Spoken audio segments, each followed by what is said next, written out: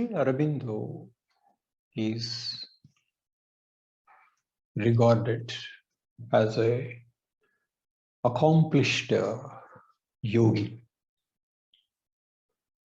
He was a politician first, fighting for India's freedom, and later he retired to spirituality. His basic details are like this.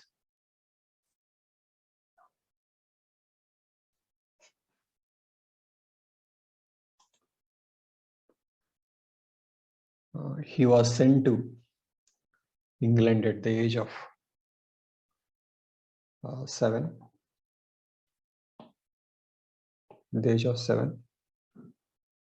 So he was more exposed to Western culture.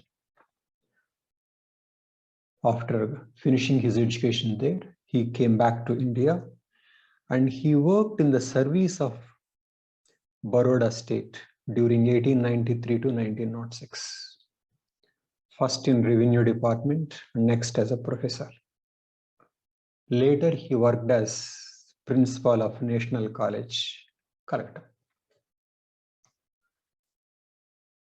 He was actively involved in freedom struggle during 1905 to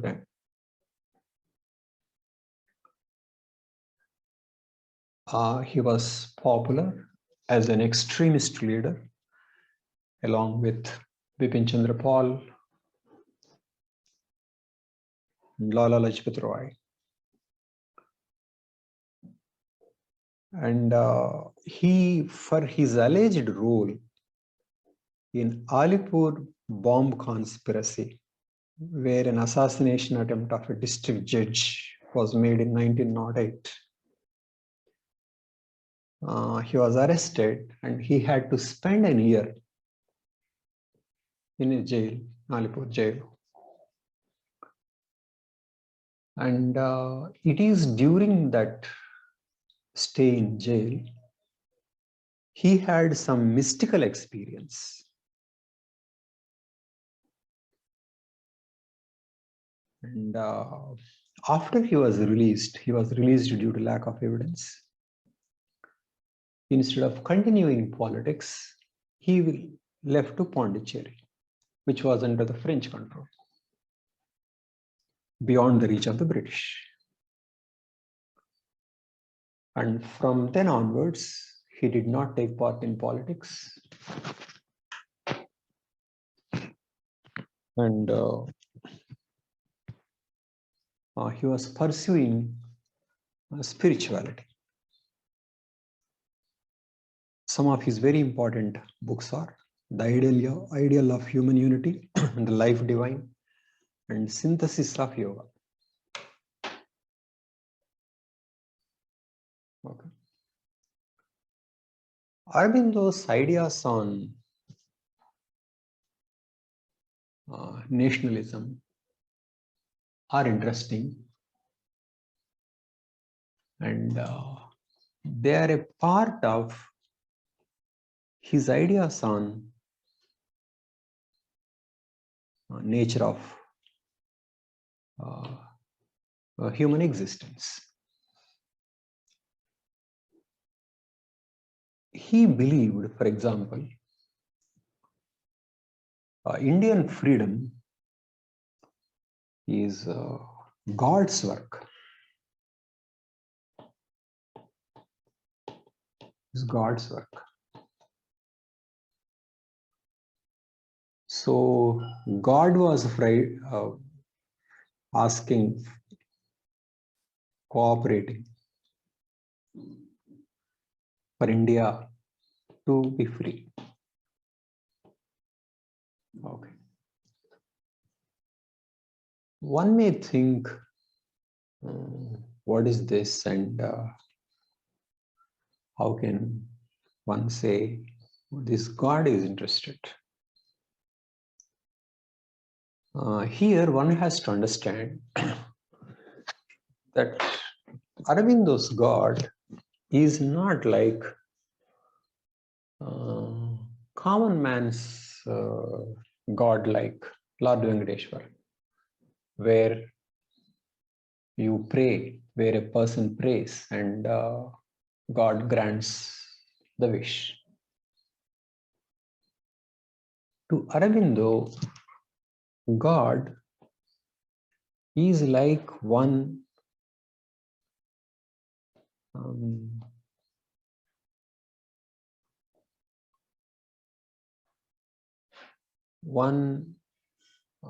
divine source or a higher source. You can call it a spirit. And a spirit is ensuring that the life on earth is evolving in a particular direction. Life on earth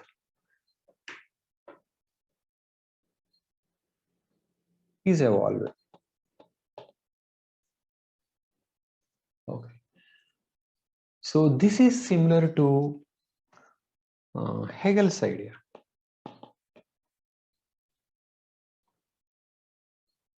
The spirit is ensuring, or the collective consciousness is ensuring that it evolves in a particular way. And how does it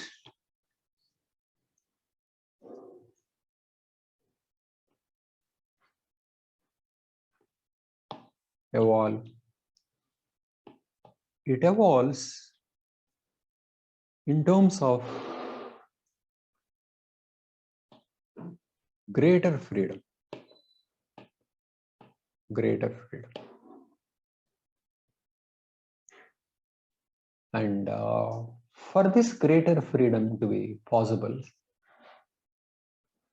or along with greater freedom, humans also will be united.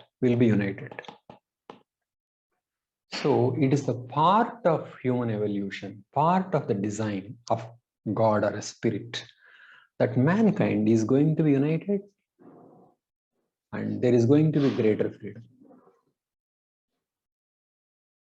So Aurobindo believes in human evolution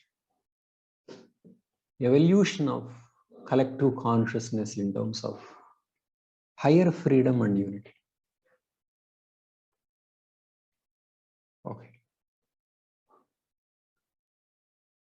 So when he says God is interested in India's freedom, he doesn't mean that God is interested only in India's freedom.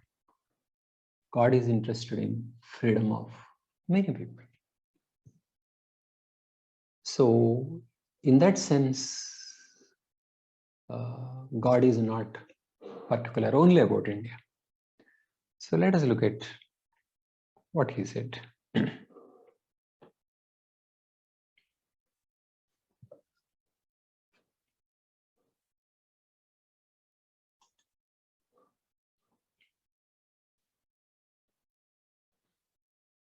Okay.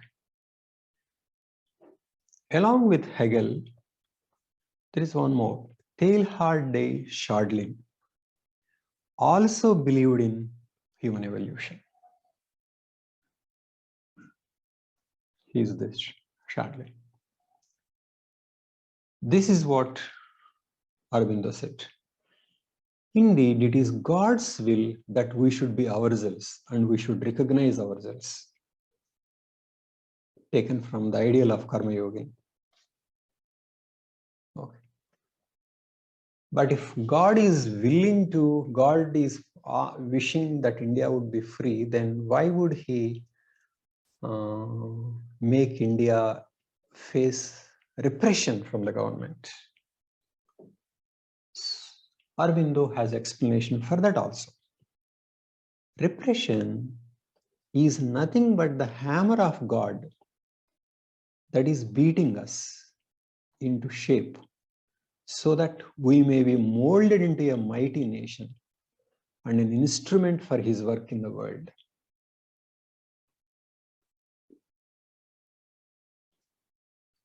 From human cycle. So God is giving the repression so that we become better citizens and create a better India. Okay.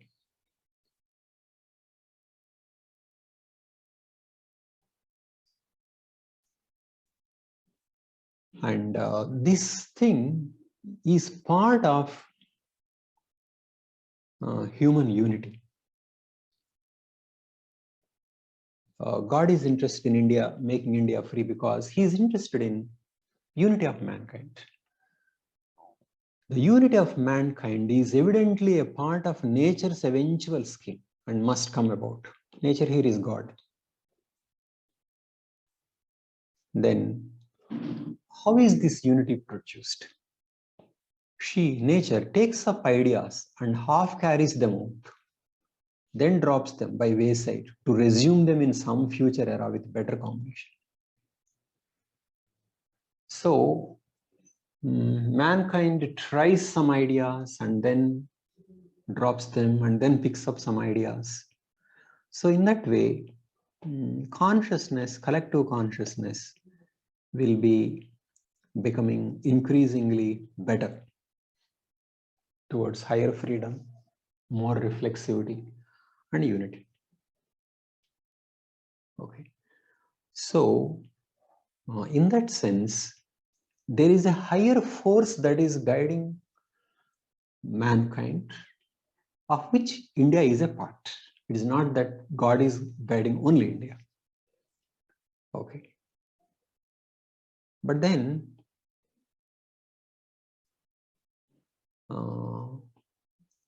when God is guiding India, what is he expecting from India? Okay. So it is here, Aurobindo has certain ideas on, number one, what is India? And number two, what is its role in shaping mankind? That is to say, what is its destiny? What is its destiny? Okay. Here, Aurobindo thinks that every country has something to offer. C1, C2, something like this, C3, like this. So different countries or different cultures, capabilities,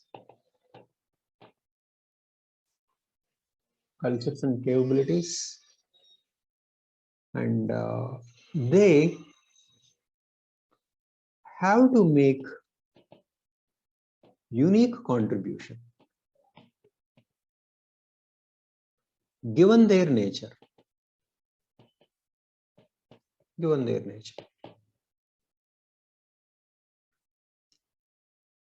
Okay. So this is how they finally make contribution to God's work.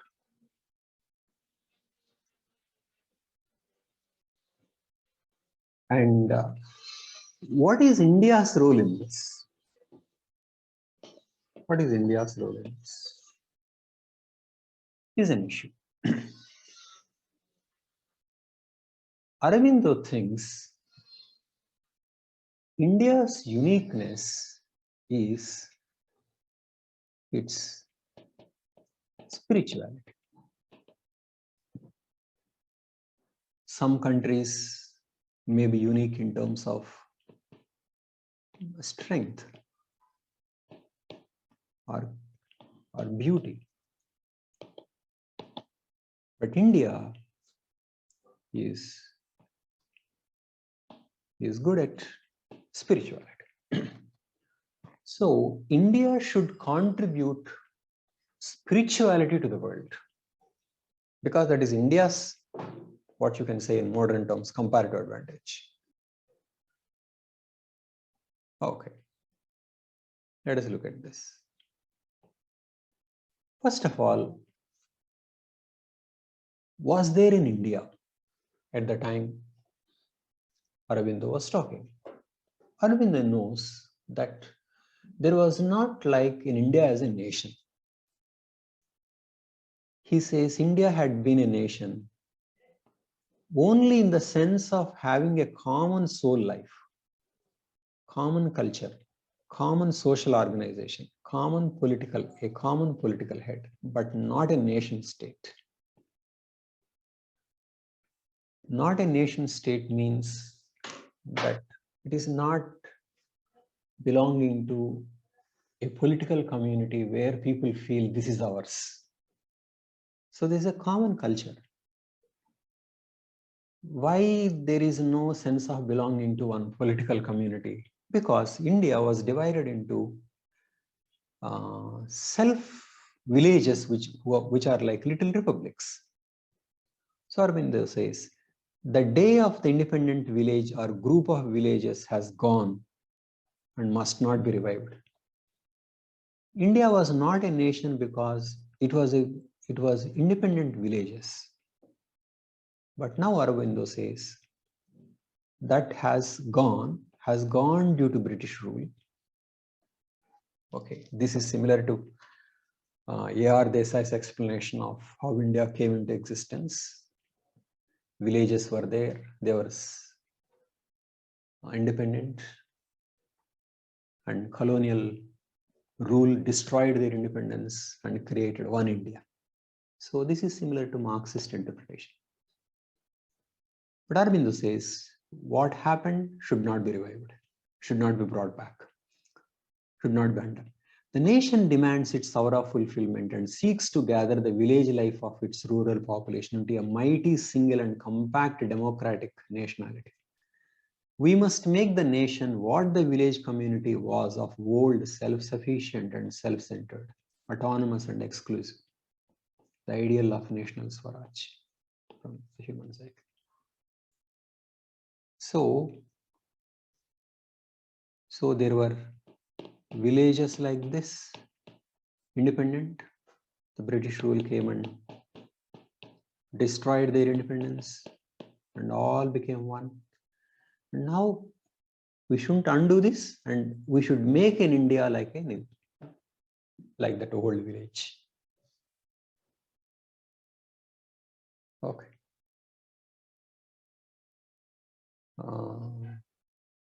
So that it can contribute to the shaping of the destiny of the man, to the shaping of the mankind.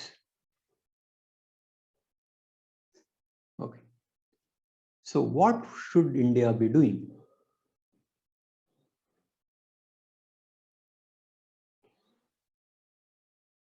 He says India has to give yoga. Yoga to Aurobindo definitely is not some physical exercise. It is something much more. He says, we believe it is to make the yoga the ideal of human life that India rises today. By the yoga, she will get the strength to realize her freedom, unity, and greatness.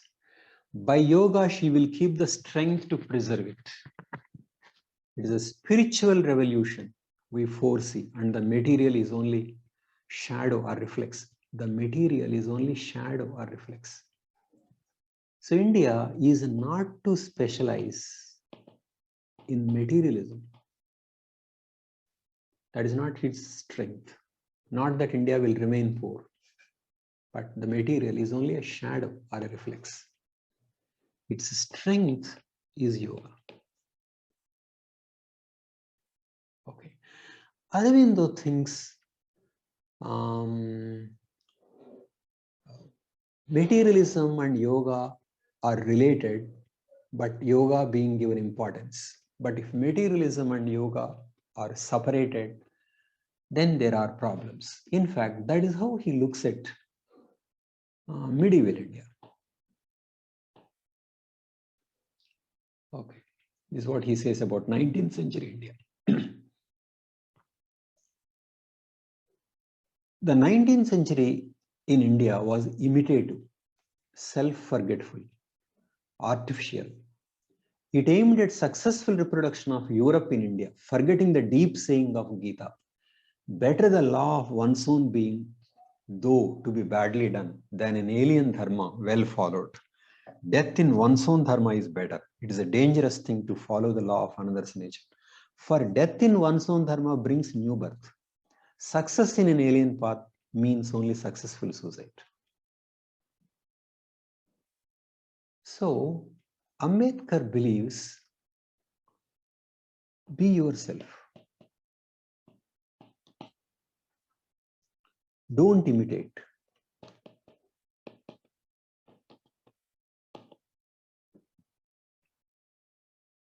Okay.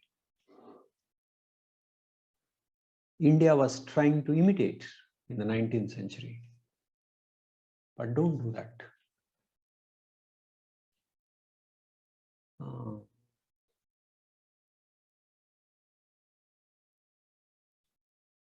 So does it mean that India should not change or improve itself? It should.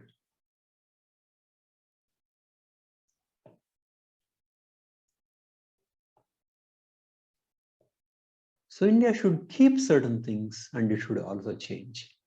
He says,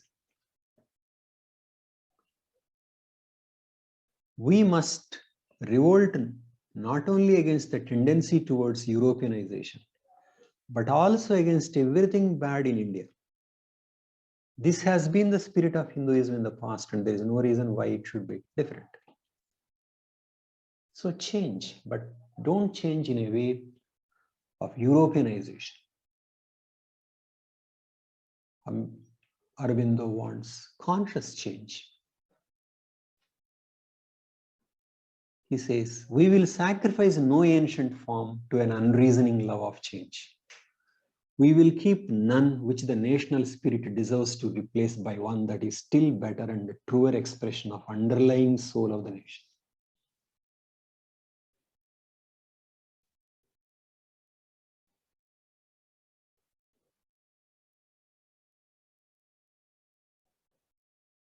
Okay.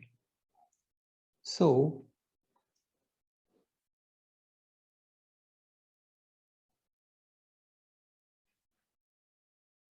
India should retain its soul and get what is good from Europe and contribute this to the spiritual progress of the world, of the mankind.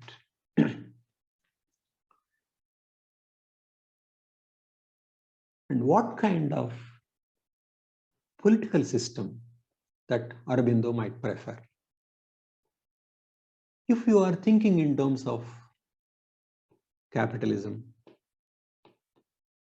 versus socialism, Aurobindo is very, very clear that he is not for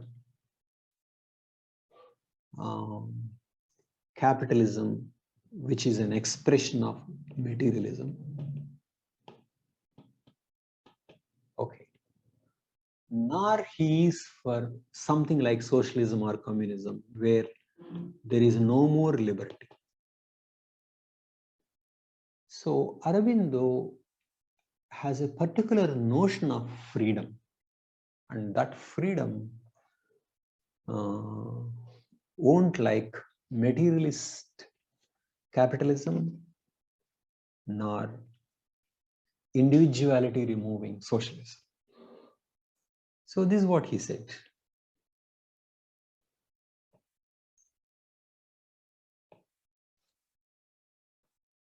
free individuals would not feel themselves complete except in the free growth of others. So, free individuals should be interested in freedom of others. So, in this way, communism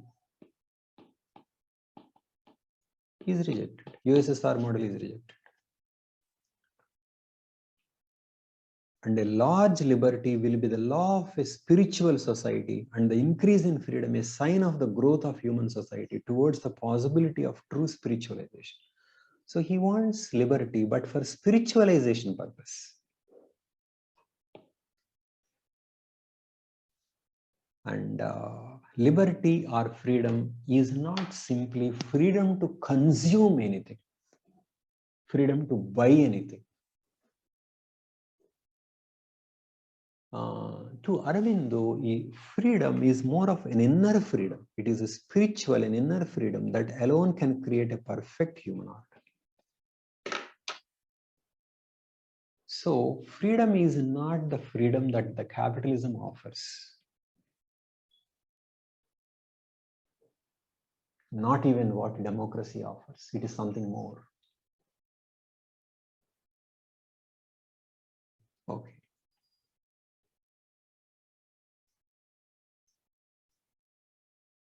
So he says explicitly about why he won't like communism. Every time the society crushes or affects the individual, it is inflicting a wound on itself and depriving its own life of a priceless source of stimulation and growth.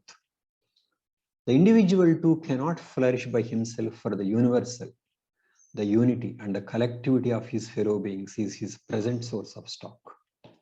Individual can't flourish without others. Okay. But at the same time, if individuality is crushed by the society, then society itself will lose. Okay. So,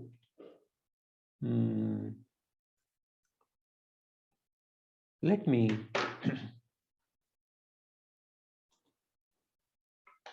summarize that. Number one, India should be there, independent, and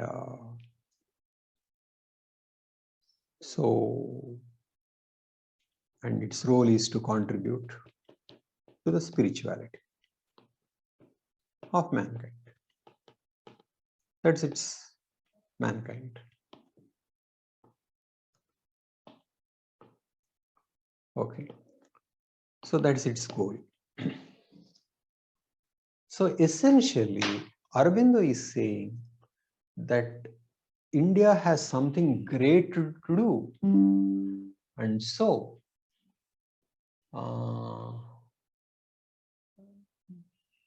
Indian nation has to come into existence and it should be free.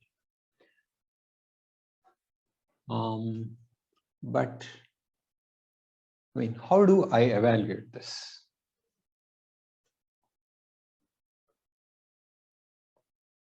My evaluation.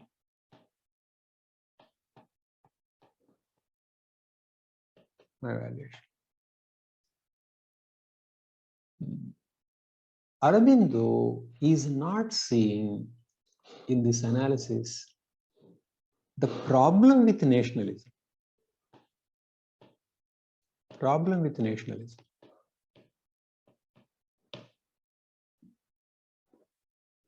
So his view of a strong nation is no different from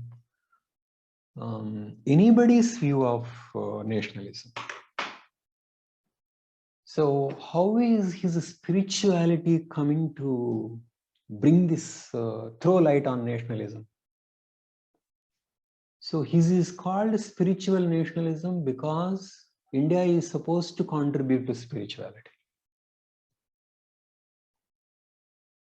But where is the spirituality in his thinking? How is it different from any kind of nationalism where a person argues that India should be great and India should be powerful and wealthy, and so there should be a strong nation. So I don't see any spirituality in Aurobindo's nationalism. In fact, of course, though Aurobindo is saying that the nation is to contribute to human unity and a nation is not the last word and ultimate, he is not actually working more on that line. Okay. In fact, he is saying that nation should be like what a village used to be. Not a village open to nation. If a village, earlier village is not open to nation, then the nation we are going to create is not going to be open to the human unity.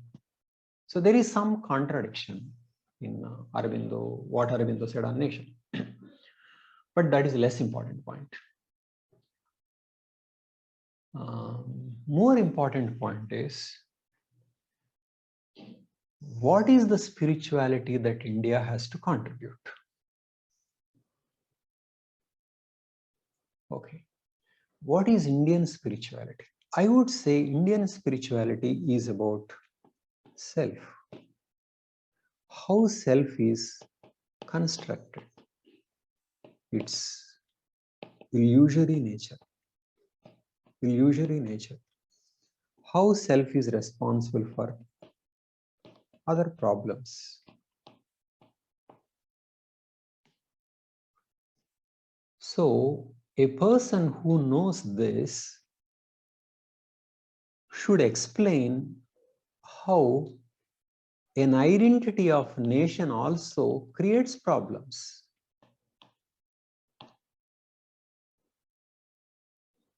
Though it says it is going to contribute to national unity, human unity. So how nation will work against human unity should have been emphasized. How a nation can work even against its own people in the name of national unity. This has to be explained. In fact, a lot of violence in post-independent India is based on a narrow idea of nationalism. We took the concept of nation, we took the flag so seriously that many atrocities are committed by Indian army, Indian state. We were willing to take others' freedom in the name of nationalism. Here is a man, Aurobindo, who talked about evolution of higher consciousness, greater freedom, greater liberty, human unity. That is going to happen in future. Hasn't seen the immediate danger of problems from nationalism. So having seen, if he has understood the problems with self at an individual level, he should understand the problems at a group level and at a national level. So whatever he understood about dissolution of self, dilution of self, or problems with ego should be brought to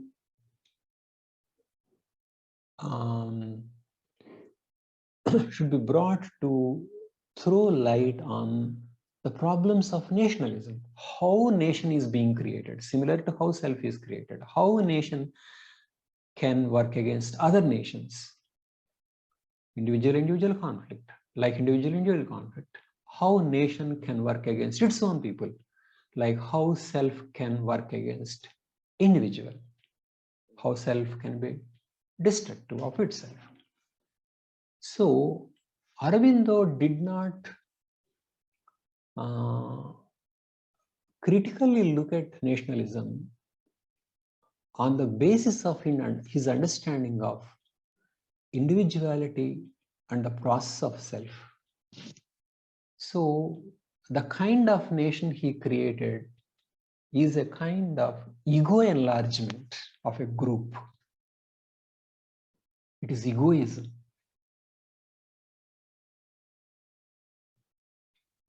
So if he knew more about self-dilution, self-dissolution, he should show his understanding and apply it at the level of a nation and create a saner India. But he failed.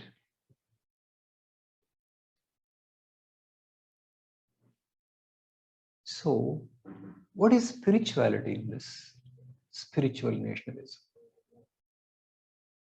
It appears Aurobindo is, in this thinking, is more like a scholar than a yogi. In fact, Rabindranath Tagore did a much more sensible job of explaining to the people the evils and the problems of nationalism, which Aurobindo should have done and failed to do so.